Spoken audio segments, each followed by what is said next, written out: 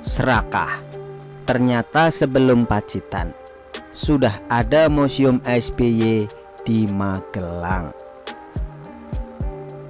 Tak bermaksud body shaming, tapi kenyataannya nafsu SBY serupa dengan badannya. Saat ia mengkritik keras soal bencana yang dihubungkan dengan keserakahan hingga mengabaikan lingkungan, lantas bagaimana dengan ia sendiri? Bukannya izin pelepasan lahan hutan era SBY adalah terbesar kedua setelah Soeharto.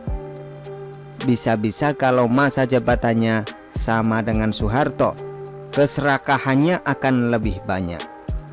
Sebelum selesai masa jabatannya, SBY tak hanya minta ratusan miliar untuk rumah, tapi juga kemaruk soal museum.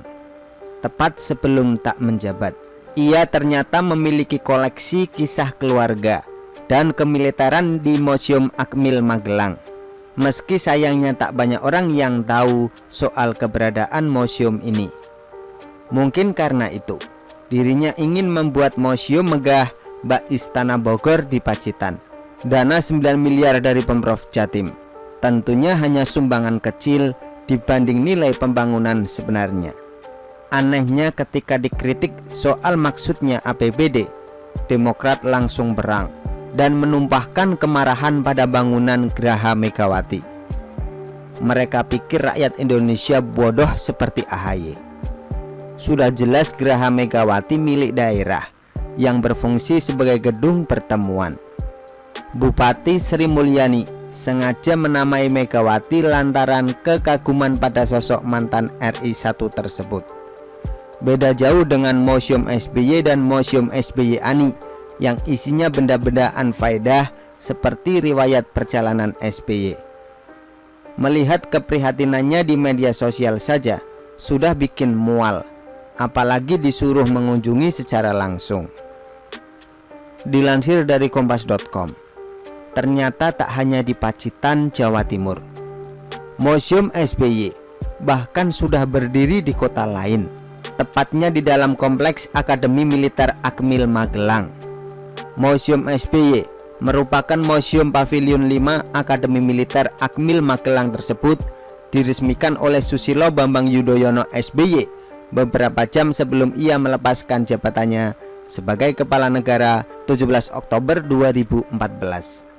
Pavilion bernomor 5A dan 5B yang ada di kompleks Akmil Magelang tersebut menyimpan benda-benda yang berkaitan dengan Presiden RI ke-6 tersebut, terutama saat dirinya menjadi prajurit militer pada tahun 1970 sampai 1973. Pavilion tersebut tidak terlalu besar dan hanya berukuran 8 x 6 meter. Namun dahulu pavilion tersebut menjadi tempat tinggal istimewa untuk taruna berprestasi. Saat masuk ke pavilion, pengunjung akan disuguhi suasana kamar tidur SBY yang masih asli. Di kamar tersebut ada tempat tidur kuno dari rangka besi lengkap dengan kasur, kapuk, dan bantal. Sementara di dinding terdapat foto-foto kenangan SBY dan istri Ani Yudhoyono saat masih muda, termasuk foto bersama anak-anak serta keluarga.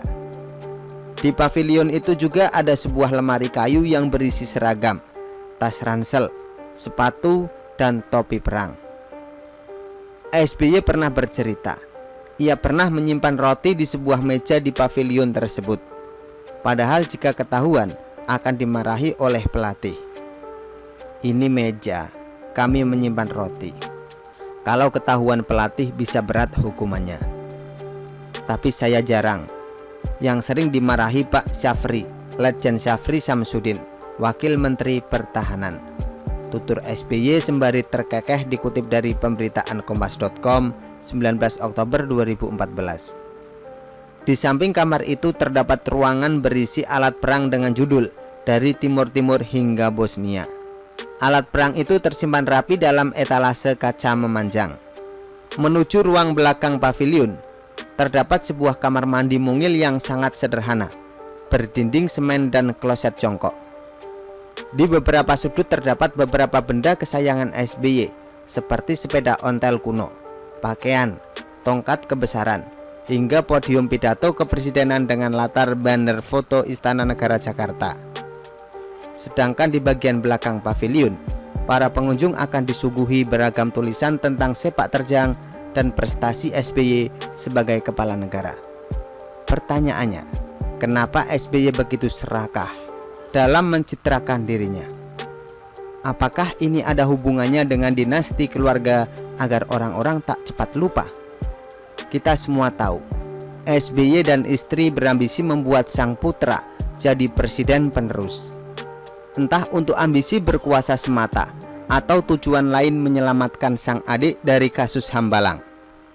Yang jelas, AHY belum dan tidak pantas masuk terjun di politik. Heboh isu kudeta justru membuatnya terlihat bodoh dan jadi bahan bulian. Dulu memang Ani yang diplot sebagai presiden menggantikan SBY, tapi karena waktunya mepet, rencana diundur ke tahun 2019. Sayangnya posisi Jokowi terlalu kuat, hingga akhirnya ambisi AHY mundur ke 2024. Itu pun tampaknya hanya ambisi fata morgana karena ia tak jadi apa-apa. Pantas saja Andi Arief ngamuk-ngamuk saat Prabowo menggandeng Sandiaga. Ini adalah batu sandungan kedua setelah gagalnya AHY di Pilkada DKI. Nasibnya sebentar lagi akan menyusul Amin Rais dan Gatot Nurmantio sebagai gelandangan politik. Kita aminkan saja kalau akhirnya Demokrat dikudeta dan ada KLB menggantikan AHY. Sudah terlalu muak kita disuguhi drama baper anak bapak hingga menantu.